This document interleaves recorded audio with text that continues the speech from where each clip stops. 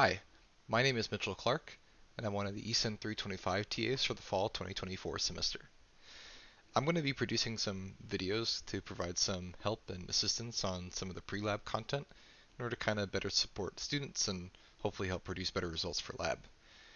If you have any other further questions though, feel free to come to my office hours or reach out to me via email. So I kind of want to get started with some more basic content because I know maybe for some people it's been a while since they've done some of the things in ECEN 214, or maybe they missed some things their professor didn't teach them, or they just kind of forgot from class. So we're going to start kind of slowly and kind of just go over some basics for some things that will be really important for this class.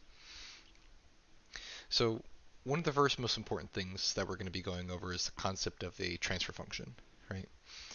And the idea of a transfer function is that we have some function that relates the output of a circuit to the input of the circuit as the ratio of VO divided by VI. So what I have drawn here is a really simple circuit with two resistors here. And what we can see is that the input source is VI, and the output node over here, that's across R2, is our output node right here, VO. So if we wanted to find what the transfer function for this simple circuit was, we could use Ohm's law and KCL and KVL and things like that, and we can go ahead and try to apply that here in order to determine the transfer function for this. The way we would do that is that we would apply Ohm's law to give us VO is equal to I, the current going through the series loop here, R times R2. We could also write Ohm's law across R1 with VI minus V naught is equal to I times R1. Do some algebra here to rewrite this top equation and substitute it into the bottom one, giving us VI minus V naught is equal to V naught R1 divided by R2. Then we can do some more algebra here to write VO on both sides, giving us VI is equal to VO 1 plus R1 divided by R2. And lastly, we would write this form of our transfer function. So you want to write it as V output divided by V input, giving us 1 over 1 plus R1 divided by R2 is equal to VO divided by VI. Now, an alternative way to write this, though, is going to be R2 divided by R1 plus R2. Now, this result that we've come to here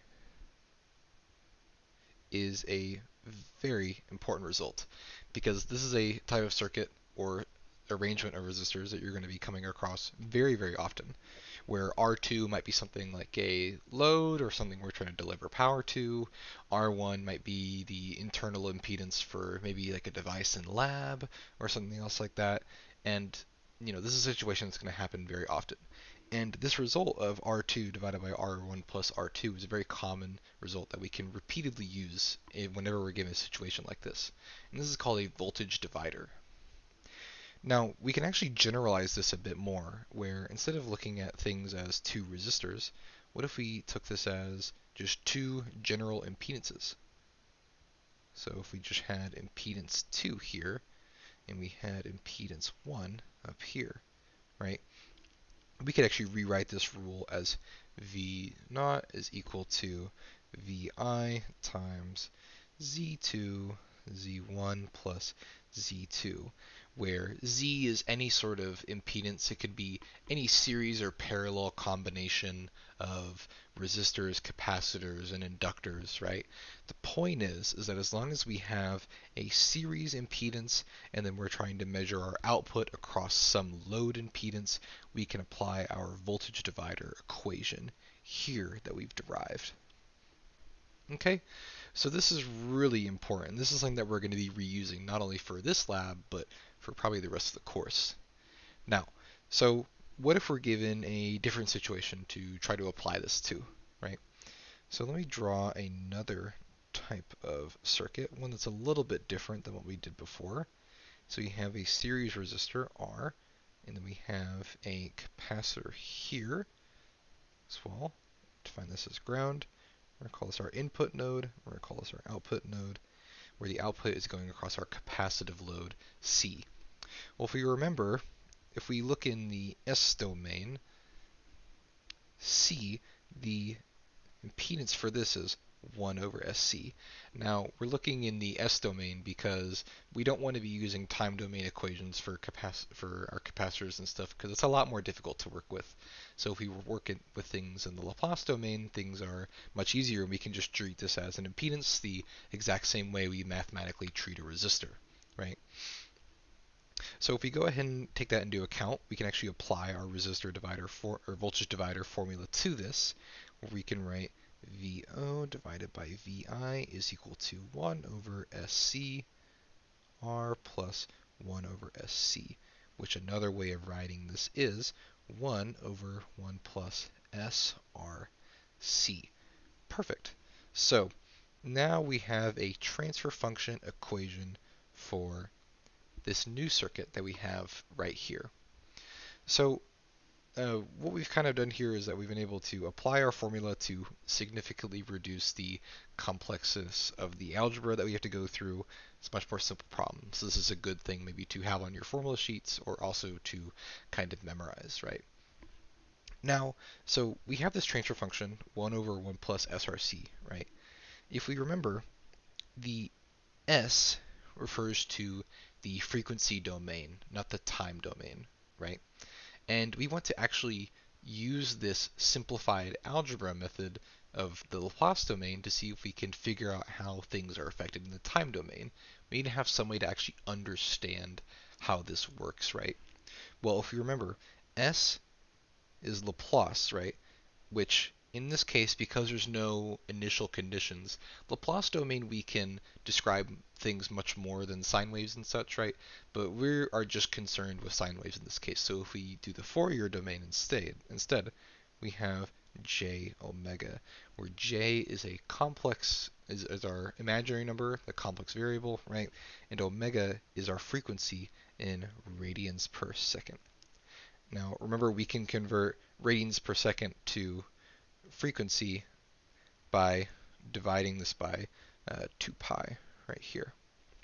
So keep that in mind, because for sine waves, or for sine, like the function, we are used to using radians per second for that, but frequency in hertz is what we're much more used to using, right? So putting that into consideration, right, how do we actually convert this transfer function into our time domain equation or some other form that we can easily understand, right? Well, one way we actually do this is that because we write S as j omega, 1 over 1 plus j omega RC, right? Our transfer function is a complex number, right? Meaning that we can apply the same properties that we use to complex numbers to how to actually convert it into another sort of form, right? So what this means is that if we remember from ESEN 214, our sort of like phasor analysis, right? We can represent complex numbers as a magnitude, right? So a e to the j, let me write it like this instead. We can actually write our complex number as the magnitude e to the j, whatever the phase is, like this. We can write it in this form.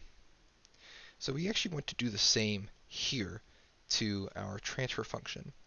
If we can identify what the magnitude is from this and what the phase is from this, then we can actually see how our sine wave is affected as it passes through the circuit from the input to the output. So the way we actually do this is that we convert this complex number here that's given in the sort of Cartesian form, where it's the a component plus j, the b component, converting it to our Euler's form with the omega. So in order to actually convert this into a magnitude, right, the magnitude of a plus b, where b is our complex component, is given by a squared plus b squared, like this. This gives us our magnitude right here, right? And then if we want to convert this to phase, right, we have to remember that phase is going to be arctan of the complex component over the real component, like this. Okay? So if we apply these principles to our transfer function, right, what we can do is that we can write this in our Euler form. So the way we do that, by the way, is that one property of complex numbers is that if we take the magnitude of a complex number in the numerator divided by a complex number in the denominator, that's the same thing as taking their magnitude separately, like this. So we're going to apply that principle in this case to transform the denominator here first, right? So when I go ahead and apply that, I can rewrite it as 1 over the magnitude. So in this case, it's going to be 1 plus omega RC squared times e to the j arctan of omega RC, just like this, okay? Now if we remember, now we want to actually pull out what our magnitude and phase components are from this, right? So if you remember, for exponents like this, if they are in the denominator, we could rewrite them by putting them in the numerator by putting a negative sign in the exponent region. So we have 1 over square root 1 plus omega RC squared times e to the negative j arctan omega RC. And now from this we've actually identified what our magnitude and phase components are. So our magnitude component for the transfer function is going to be 1 over 1 plus omega RC squared. The phase component is going to be negative arctan omega RC, like this. Now if we go ahead and look at our introduction here in the lab report, it's the exact same result that they actually get here. But in this case, they've actually applied it to a specific sort of components here. So the circuit that's actually used to produce this sort of transfer function is the same one that we've described right here. Now, if we wanted to actually pick some component values to put it in the same form, or to give it the actual same value as the ones in the transfer function here shown in the lab, the way that we would do that is some pretty hyper-specific components. So just as an example, we could choose R to be 100 ohms. We can choose C to be 2 pi inverse times 10 to the negative 5. That seems pretty weird, but just imagine this as some sort of like microfarad value, and then this is obviously still some ohm value, right? And then once we plug these components in here, for our magnitude, we end up getting just as they described, 1 plus omega 2 pi 1000 squared, and then for this we end up getting the same thing in the lab, arctan omega 2 pi 1000, like that. Now, the reason, by the way, that they're writing it like this, 2 pi 1000, right, is because you remember when we convert from omega to frequency domain, we divide by the 2 pi. So the easy thing about writing in this form is that, sure, it's 2 pi 1000 radians, but we can easily identify that the frequency is 1000 hertz. So that's why we write it like that. It's just a nice little convention thing for easy converting. So with that all said, right, now we know how to get our magnitude and phase components, right? So what does that actually mean? Well, what we've done is that we have these formulas for our magnitude and phase components. So looking at our pre-lab right here, right, we can actually plug in a frequency that we're concerned with into our magnitude and phase equations, right? And by plugging these in, we can actually see the resultant magnitude and the resultant phase that our transfer function produces. So if we remember, the transfer function is what the ratio of the output to the input is.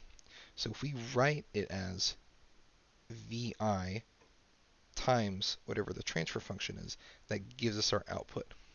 So these values that we get from plugging into our equations, right, it is how the input is changed as it passes through the circuit to the output. So in this case, by passing the input sine wave through the circuit, we modify the magnitude by this value, and then we phase shift the signal by this value of the phase. Okay? So the way that ends up looking is that if our VI is equal to some amplitude times sine of some 2 pi frequency times time, and then plus some sort of phase shift, right? If VI passes through the transfer function h of s, then that means that V out is going to be whatever amplitude times the magnitude of the transfer function, sine of 2 pi f time, plus whatever phase it started out with, and then plus whatever the phase of the transfer function was in this case. So that's what the circuit actually does in this scenario. And this sort of analysis is very similar to the phasor analysis done in 214, where we looked at specific frequencies and then saw how the circuit sort of performed at that specific frequency. But in many cases, we're actually concerned with the frequency response of a circuit. We are interested in seeing, okay, how does the transfer function change over the entire frequency spectrum that we might be concerned with? Because if we remember, our capacitor changes in impedance as the frequency changes, right? If we remember our sort of resistor definition that we had earlier, we can think of the capacitor as a changing resistance value, right? So if the capacitor, for example, at really low frequencies is a very high impedance, right? That means R2 in this case is very big, which means that VO divided by VI is going to be closer to 1. But at really low frequency or very high frequencies, the capacitor reaches an impedance of near 0, which means VO divided by VI starts to approach 0 actually. So we want to actually see if we can plot how that behavior actually looks to make it much easier for analysis rather than plugging in points kind of one by one, right? And this makes it much easier to observe actually how these effects are outputted. So when we kind of get to that, right, if we were to plot things by one, we could get a sort of transient simulation here, where we do the calculation to see how our magnitude and phase are affected, and then we go ahead and plot it, where red is the input sine wave, and then green is the output, which has been shifted in time, and then obviously also been shifted in amplitude. But how do we actually represent how these graphs sort of look, right? Well, we have our magnitude and phase equations right here, actually. So what that means is that if we were to plot what these magnitude and phase equations looked like on a graph, this is actually a method of plotting called a Bode plot. So a Bode plot is one form of representing a frequency response. This involves two graphs, like this, where one graph plots the magnitude of the transfer function, and one graph plots the phase of the transfer function. So the horizontal axis down here, the x-axis, is going to be our frequency. And then the vertical axis for the magnitude is going to either be linear, right? So like in volts per volt. So the input is some voltage, the output is some voltage, right? Or the more common way we do it is in decibels. So decibels is a logarithmic representation of things, because in many cases the magnitude can change so much or be so high that we want to actually represent it in decibels, so we use a logarithmic scale. So the way this is calculated is 20 log base 10 V out divided by V in. So logarithmic representation of these two things.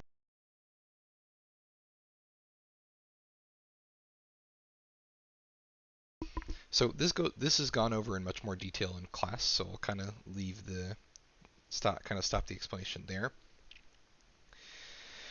And then the vertical axis for the phase graph is going to be in degrees. So very simple, right? And by the way, even because the vertical axis for the magnitude is logarithmic, it's also important to note that the horizontal axis in both cases for the magnitude and phase plot are also going to be a logarithmic scale, where what we look at for the frequency domain is going to be decades. And what I mean by decades is that the major tick marks for this graph are going to be logarithmic scales. So it's going to be another order of magnitude between each of these axes. So the frequency might look at 1, 10, 100, 1000. It goes up in orders of magnitude instead of maybe just like a sort of linear line, right? That's because we're concerned about really how high some of these frequencies can get in many instances.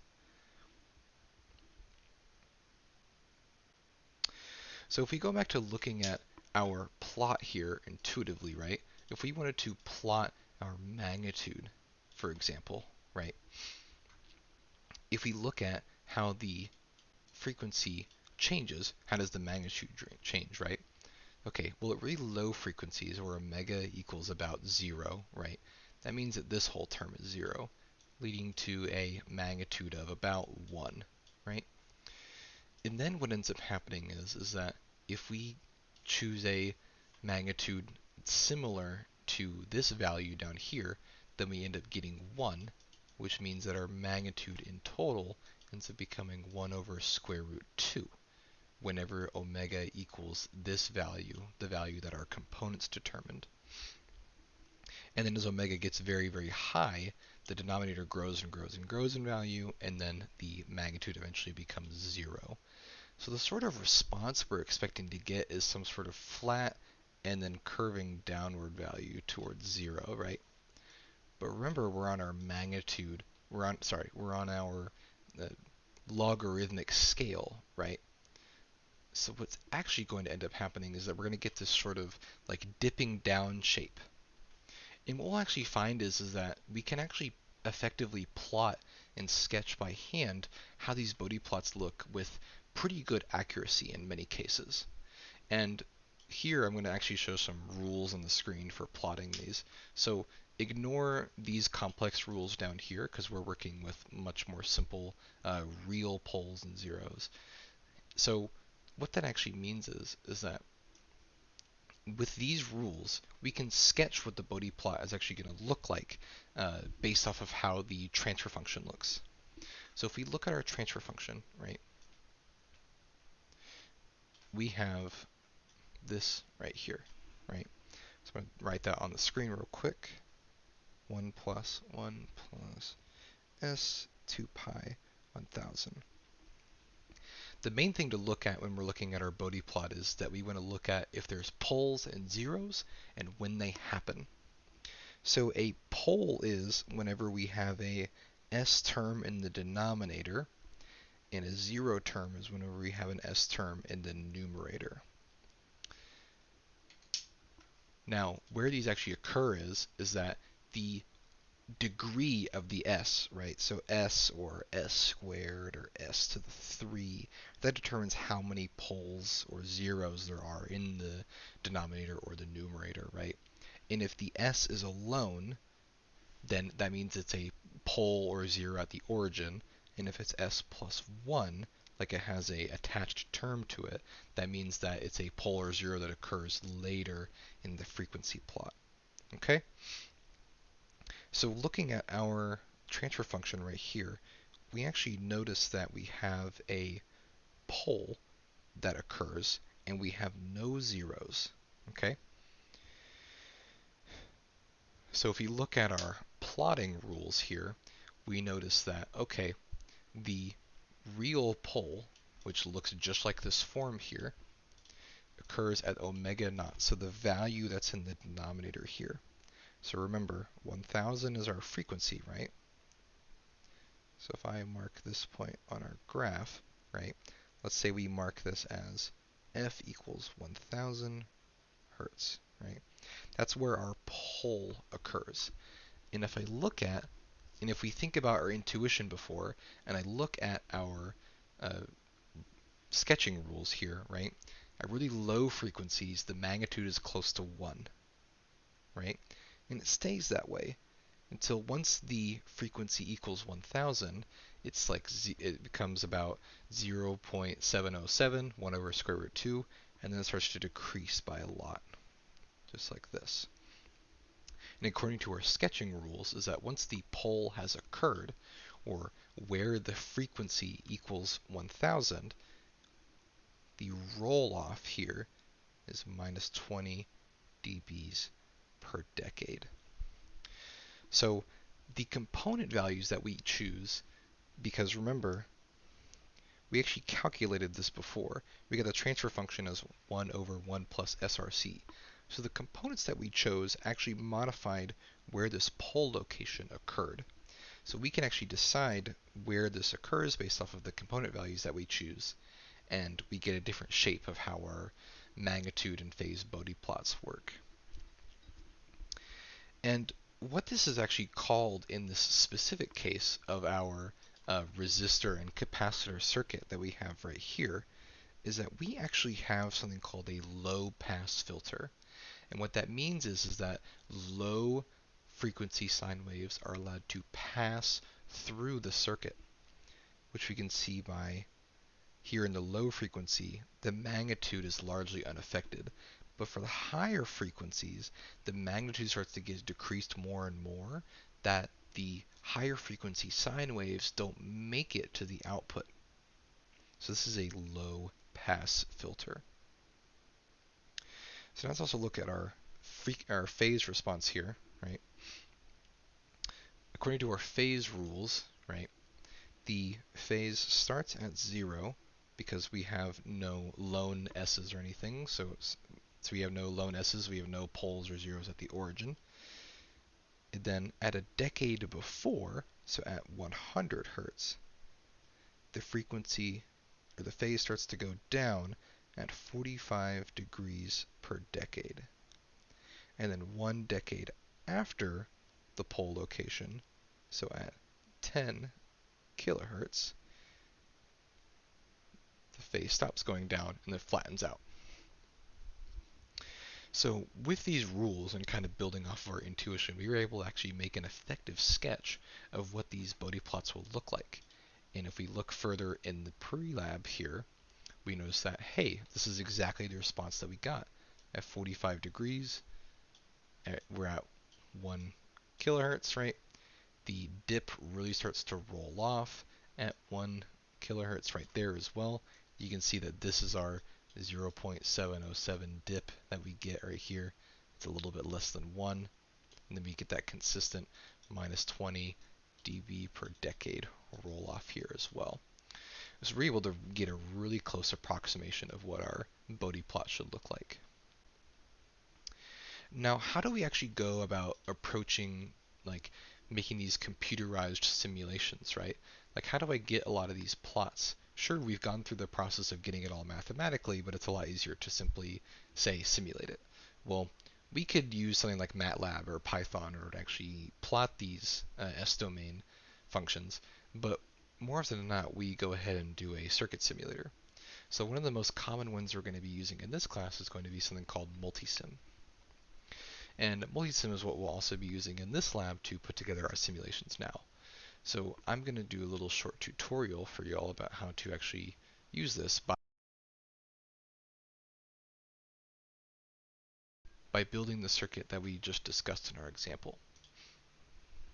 So the first thing that we're going to do is that we have our Multisim environment here, And this white area is where we're actually going to be able to place our components. And if you go to the Place tab at the top and then click Component, we bring up the component browser here, and we can look up all of our components. So first off, I want the AC source here. You can see our graph. We want to build or picture. We want to build exactly this, right?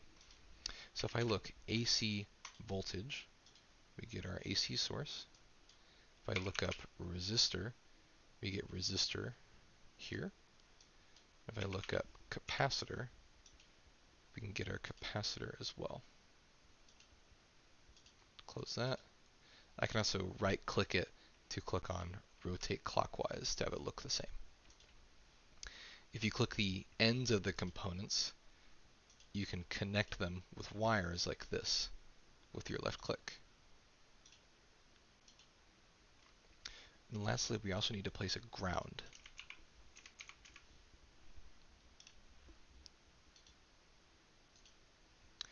Perfect. So now we've built what our circuit looks like. I also want to be able to label the nodes in the same way that we did before. So if you click on the wire with left click and then right click, click properties, we can change it to say VI, and we want to show the net name. So click the tick box here, click OK. We can also right click on this one, we can write VO to save this as well. Perfect. And now to actually set the component values, we double click on the components. I can change the resistance of this resistor to 100. And I can change the value of this capacitor to something similar to what we had before, which it's approximated to be about 159. Now, this is a little bit crude. Normally you could also write 15.9 micro like this, but just to make sure that I get the right value, I'm going to type it in like that. So now we've set up our circuit and we have the right component values. Everything is good to go. So now how do we actually simulate this? Well, if you go to this box up here at the top next to the green Run button, it might say something different on your screen. It should say like interactive simulation, I think. You can actually we can actually change what simulation we will run.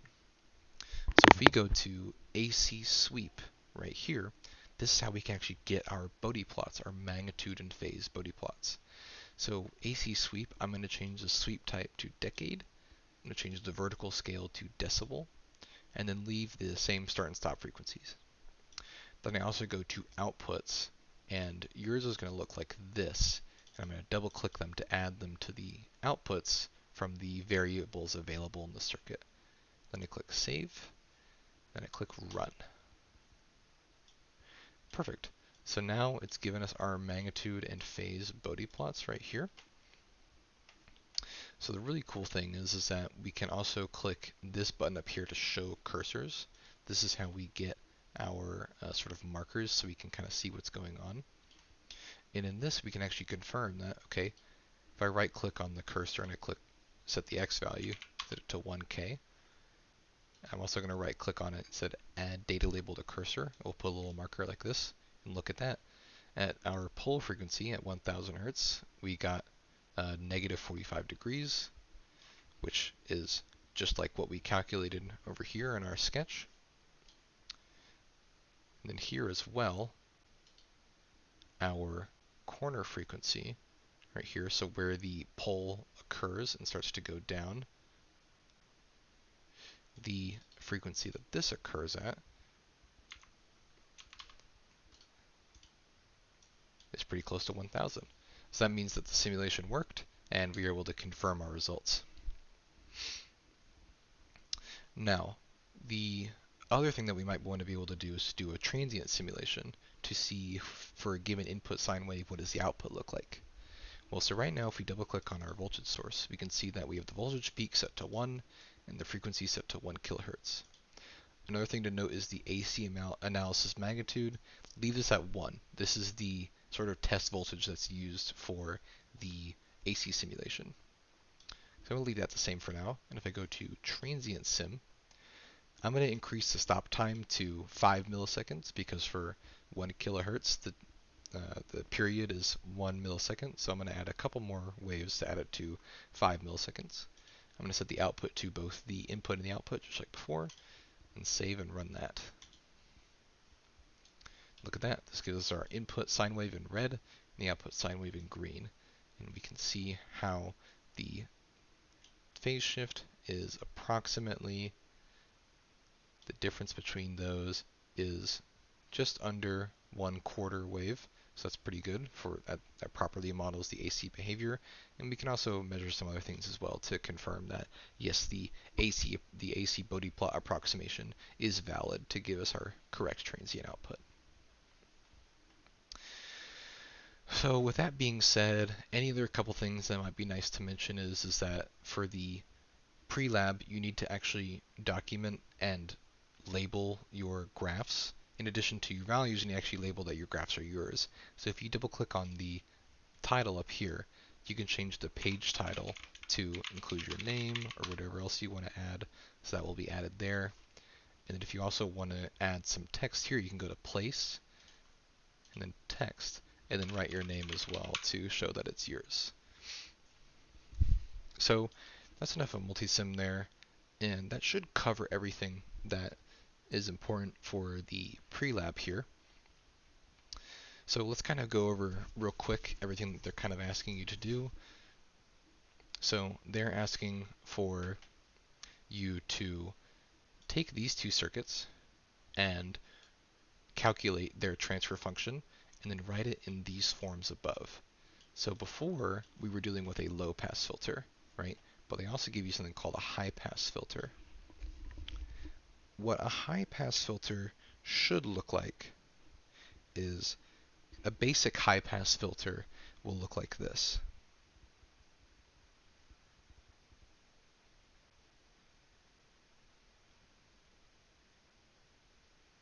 You have a series capacitor and the load resistor instead, so you kind of swap them, okay? And if we were actually to use our voltage divider equation for this, we would have R over 1 plus SC plus R, which is the same thing as writing SCR over 1 plus SCR. So what you see here is that we have a 0 at the origin, and then we have a pole later in time. So the magnitude Bode plot is going to look something like this, where the 0 has occurred, and the pole will occur here at 1 over RC.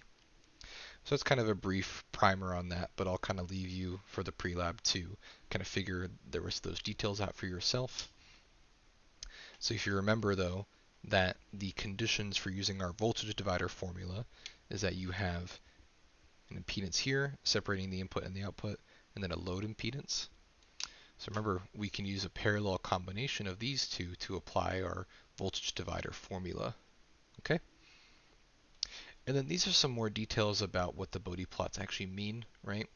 So the poles are in the root or in the denominator of the H of S, right? And then we have the corner frequencies, which refers to that period where the pole occurs, where we get that slight beginning dip in the magnitude response. And what this dip is actually called is that it's called the half power frequency, because when you plug the frequency into the transfer function here, you end up getting 1 over 1 plus 1, which is, 1/2, right?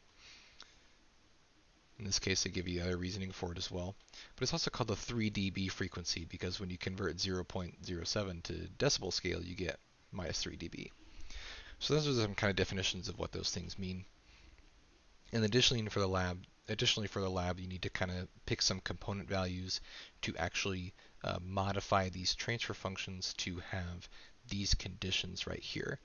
Now, you won't have, every resistor and capacitor value known to humankind, but you can use certain resistor and capacitor parallel and series combinations to make what you need. Then you'll also need to sketch the Bode plots in the same way that I showed you before here. So you can use the rules on screen to do that, and it's also discussed in class as well. And lastly, you'll need to show what the actual output sine wave will look like for a couple select frequencies like this. So you can use the Bodhi plot to kind of help you out there, and the simulations can also help you out as well.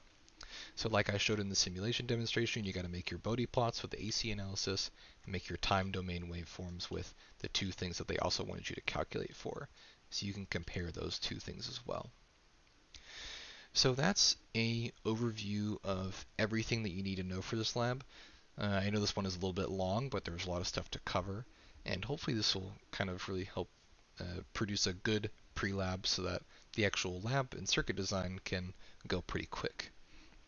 So some final things to know for lab as well is that how labs are run this semester is a little bit differently compared to previous semesters. So one, you need to be sure to come early to lab because students need to check into their lab time now. You can't just walk in and come sit down. You have to check in to the lab on your phone by signing a QR code. So come early to do that because lots of people are going to be crowding outside to get that done. Additionally, you also need to bring a flash drive to store your lab data on. We're going to be working on the lab bench oscilloscopes rather than any analog discovery 2s or other portable oscilloscopes, so please bring your own flash drive. Additionally, we'll also be working solo this semester, so there's going to be no lab partners. Everything needs to be submitted individually, and you're going to be working alone as well. And lastly, this is probably the biggest change of all. Be sure to bring safety glasses. Now, the PPE requirements have changed. The biggest one is bring your safety glasses.